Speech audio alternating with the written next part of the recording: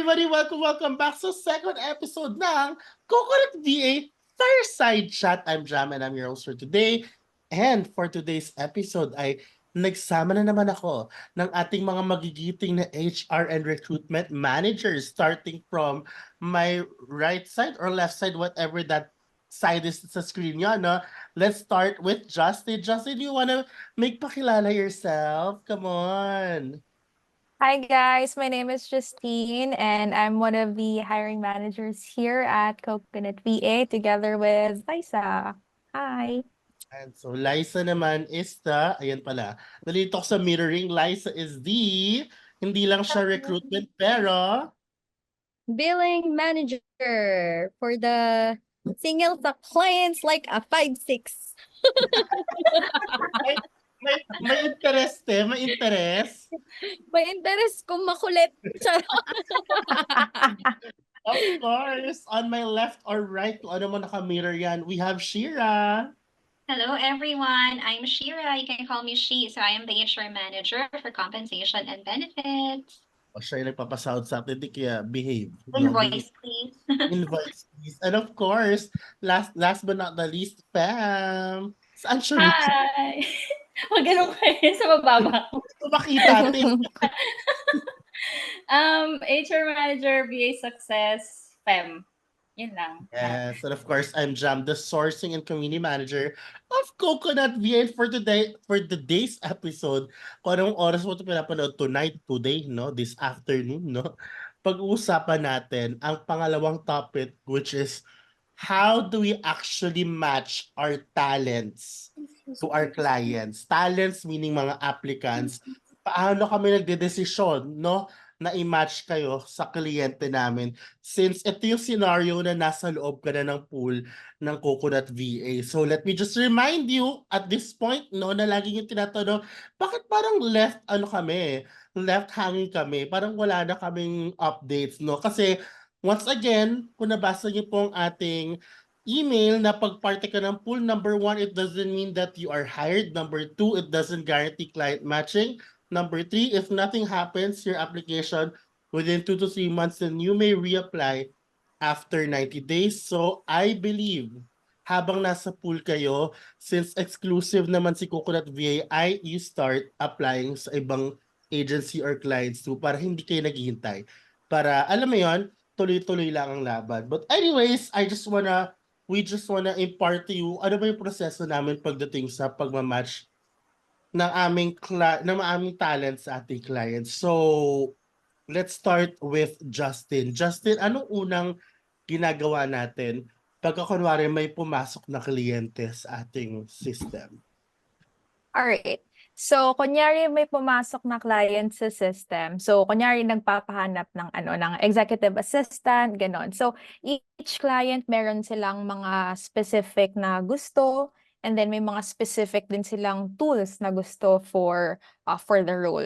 So, what we're doing is, once na nandito na sa system yung application nyo, sinusort namin yan. So, we sort the video, we add tags, we add keywords. Let's say, for example, na you were working as an executive assistant before, you were in real estate before, you were doing social media management before, nilalagay namin yan sa role tags.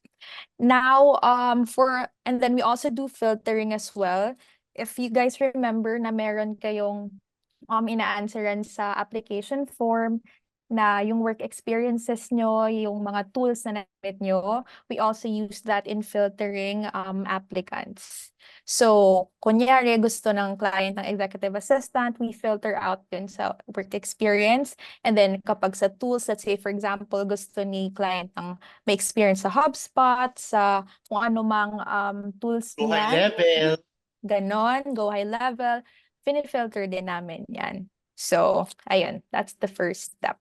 Kaya napaka-importante guys na kapag kayo nag-fill out ng form ay lahat ng tools na ginamit mo, yung experience, lahat ilagay nyo doon. Huwag kang mag-iwan ng isang tool kasi minsan talaga yung mga kliyente, I don't know if you guys agree, kung totoo man talagang very specific sila sa tools na alam ng gamitin ng mga talents or applicants, no?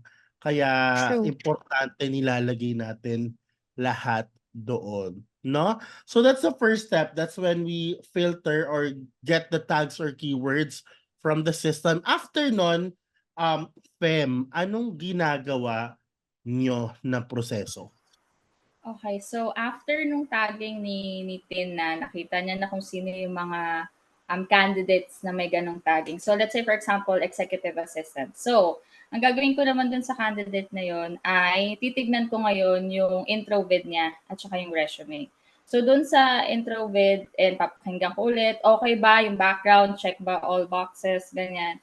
Resume din, babasahin kasi katulad sabi, executive assistant yung sinearch namin. Pero with bookkeeping experience para. So pag nakita ko yung resume mo, wala kang bookkeeping experience, move on na ako. Kasi yun yung gusto ng client eh. So, alam ko maraming aplikante dyan. Bakit EA ako eh? Wala yung specific na hinahanap nung request ng client. So, syempre, hindi naman tayo pwedeng magsabi na EA, pero wala siyang bookkeeping. Diba? So, kaya napapass ba? Ganyan, bypass. Basta napapass sila, ganun, ganun.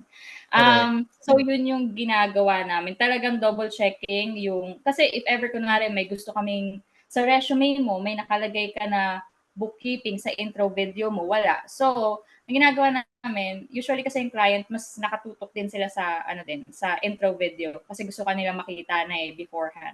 So, ang ginagawa namin, minsan nagre-request kami kay client, pag talagang swak na swak yung resume mo, magre-request kami sa'yo na, Zay, lagyan mo ng bookkeeping. Sabi mo may bookkeeping ka, di ba? So, ilagay mo para mas mag-stand out. Nagaganon kami. May mga CVAs na kung before na, CVA na, pinapa-edit or pinapa-redo yung intro video para mas mag-shine out yung, yung intro vid at saka resume. So, ganun.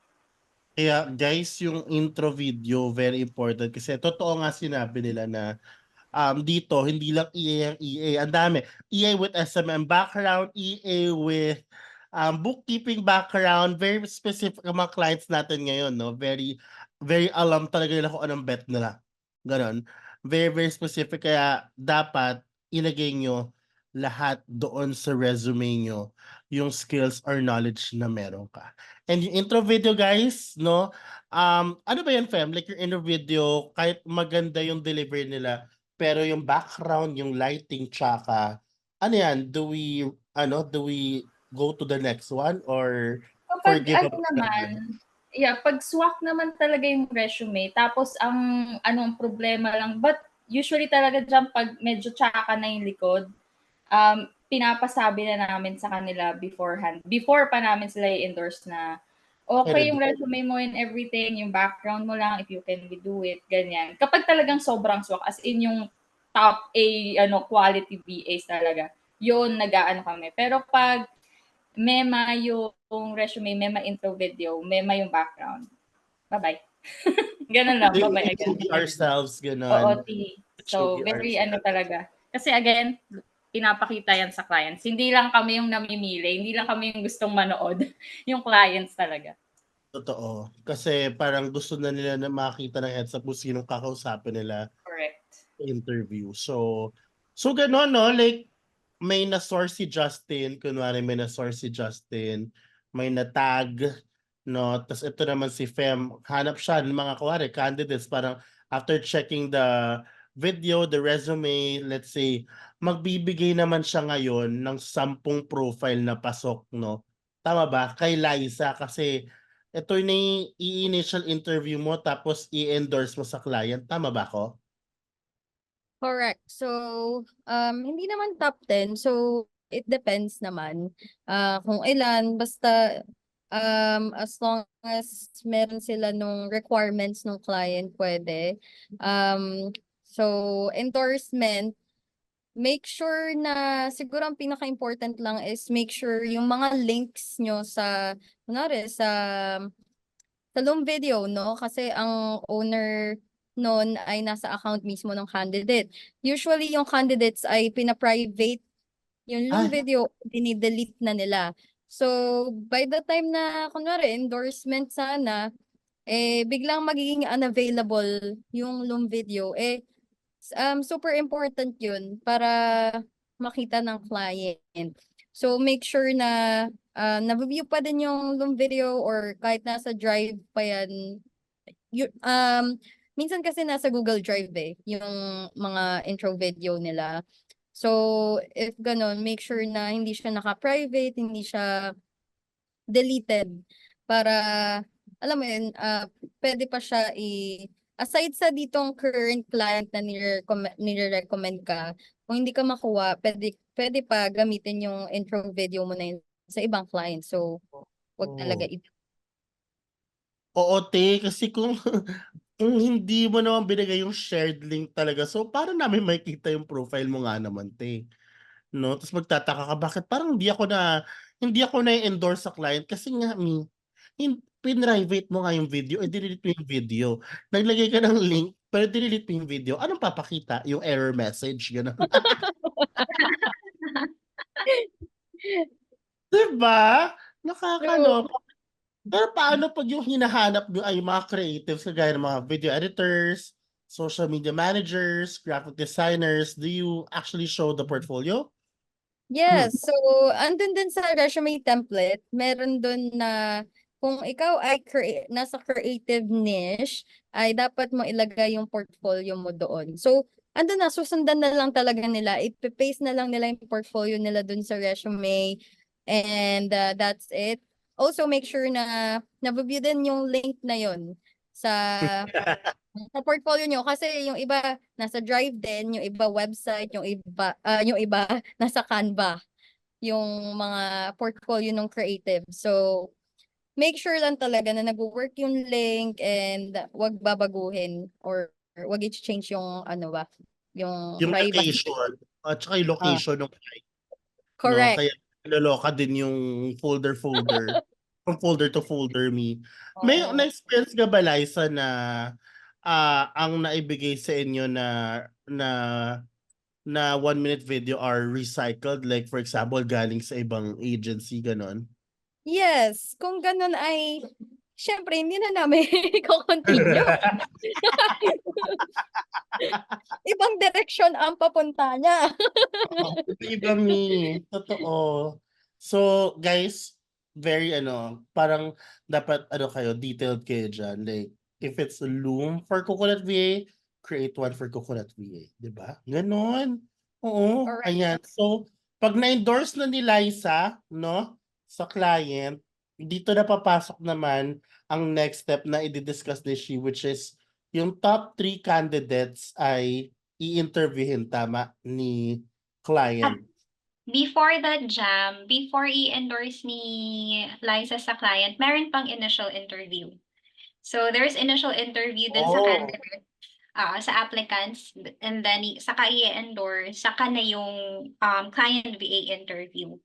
So, doon naman sa initial interview with the applicants, doon, i-recheck ulit namin yon kung tama ba yung mga experience and skills written on the resume or kung meron pa bang experiences and skills na hindi nila nalagay doon sa resume. Kasi minsan nakakalimutan nila yun eh.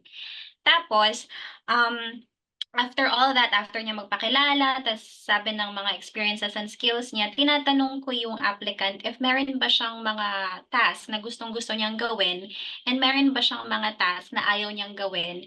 And I assure the applicant na that will not be taken against him or her. It's just that I just want to match him or her sa client para in the long run walang problema. Kasi for example, dun sa example ni Fem kanina na EA with bookkeeping experience, minsan hindi kasi, for example, sa resume sinabi lang nila na okay, bookkeeping experience 1 month or 3 months, tapos sa interview sinabi nila na sa Loom video sinabi nila na I have a bookkeeping experience. Pero yun pala 1 month na bootcamp lang pala yun. But the client is looking for someone who has 2 years of actual bookkeeping experience. So sa initial interview yun lalabas. And then, for example, so sinabi ko na, for example, what are there any tasks na you're not comfortable doing? Kasi sinabi ni applicant, I'm not comfortable with lead generation, with sales. Tapos saka ko sasabihin na this client kasi na I'm thinking of matching you with is naghahanap siya ng EA na with bookkeeping experience na meron ka naman, pero like gusto niya din ng may sales or lead generation experience. Are you comfortable with that? So pag sinabi niyang no, di hindi ko na siya i-match doon sa client. But I will keep that in mind. I will keep it in my notes for future reference, for future matching with other clients as well. So ayan siya. That's what we do with the initial interview, and then after that, we make na our recommendations and send to the client. Oy, doon na mamimili si client, no? Ng top 3, tas interviewin niya, tas i-identify yung big winner. Big winner! And then the big Big deal ni winner Kuya. will go through the trial period na paid naman na 20 hours. Tas pagpasok, then you are now part of Coconut VA. Kakausapin mo na si Fem, yung on board ka na niya. Ganun yun, di ba, Fem? Ganon. Meron ba tayo, may tanong ako very curious question. Do we ask for NBI clearance here, mga certificate of employment? May ganun ba tayo mga secondary requirements? May ganun ba tayo dito? Kailangan ng NBI. Charot! Baka naman. Hindi, dahil walang kailangan dito. Ang kailangan namin ay ang self mo at commitment. Hala, Uy, ganon. Kaya kung takot ka sa commitment, ay bye-bye. Char. Ay, iba atang commitment yun. Diba? So, Hindi yun. ka sa commitment. Walang hinihinging other documents. Commitment mo lang talaga as kami ay may trust issues. Tarot! Tawang hugot eh. Ay, red flag. Ay, charot. Iba Okay. pala. Hala, char. aplikante pa ba to? I wonder. Pwede Sorry, oo. sorry. Sensya na. We're also not strict with the equipment. Am I right? Wala tayo like backup laptop. May gano'n kasi ba?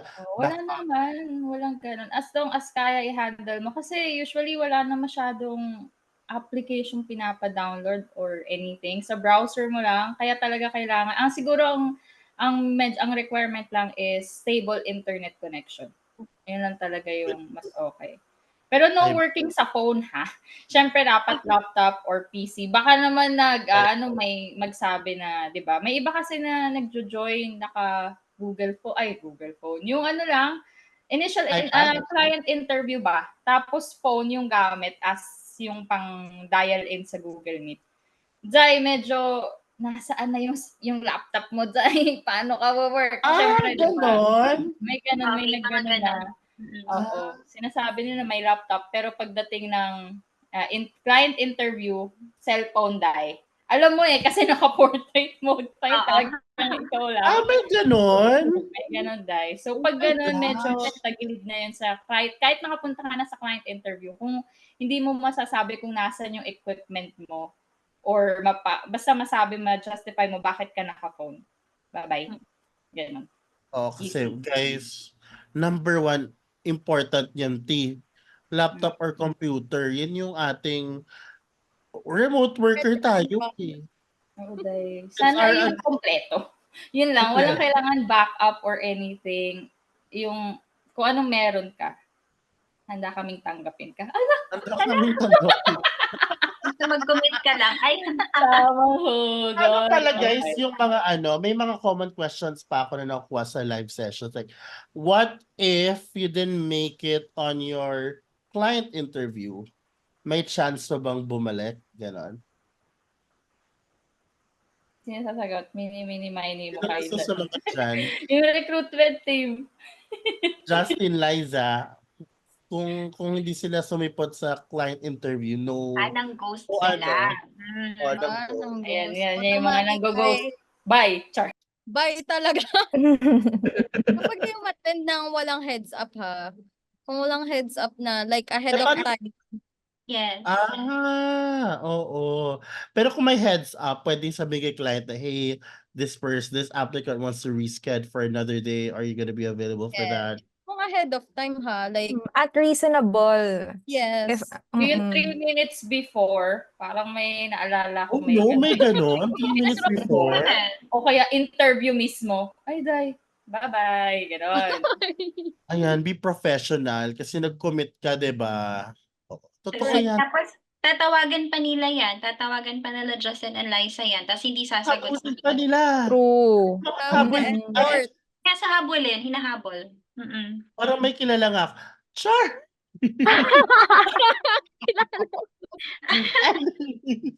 Charing lang guys, no? Pero let's be professional with our time. Of course, lalo na remote work, no? You are your own leader, no? So, pag dito pa lang, wala ka ng commitment, mahirapan kapag may kliyente ka na. 'Di ba? So, you have to be able to lead yourself, no? Tsaka, girl, don't burn bridges, no? Don't burn bridges. Kaya, para malay mo in the future, 'di ba? Makuha ka ulit ni Coconut VA. Sayang naman kung biglang sa email ay talagang may pinaglalabang ka tapos mag-bad words ka pa, no? No, let's not do that. Let's be professional. Let's not burn bridges. May Okay? inaalala sila Justin. Correct. Correct. Oo. So, ano pang mga hindi natin na-tackle? Ay sige, ito I wanna ask this question. Bakit sa tingin mo may mga applicants sa pool na hindi na ma-match sa client? Give me like one reason kung bakit Ikaw, bakit kaya? Hindi na Mm, ma-match? siguro bukod sa generic skills, tama ba yung term? Ano meron siya, baka pagdating sa client VA interview, wala siyang masyadong pinakitang energy, hindi siya nag-aral, hindi niya pinag-aralan yung job description and then the company. So, yun. So you guys brief them. You guys brief Ayun. them. Ini-email sila ng hiring team na, okay, your client VA interview is on this date, tapos this is the profile of your client, ito yung website, and then ito yung job description. So they're equipped with the knowledge na. All they have to do is do their research and then prepare, and then show up. Nice. Okay. And are there other reasons kung bakit hindi sila napipili or hindi man lang sila na from the pool ba? Parang nandun na lang sila. Meron pa ba? I Para may- think yung Yeah. kasi yung mga clients natin, as you mentioned, English, tawag nito, mas mas alam nila kung ano yung gusto nila sa VA nila. So, medyo nagiging specific. So, in that case, syempre nagbibigay din tayo flexibility kay client na kalma ka lang ha, sa request, kailangan may onting adjustment. So, doon sa onting adjustment na yun sa request ni client, pag wala pa rin ikaw ganun, so syempre talagang hindi mapapansin. Kasi talaga nagiging specific. Kaya talaga, di ba, ang nire-require na natin ay may VA experience or remotely related doon sa work experience nila, in office man yan or kung saan, basta related doon sa work. Pero kasi kung pag wala talaga, doon yung hindi na nakikita yung profile. So, wag kayong magalit sana. Oo.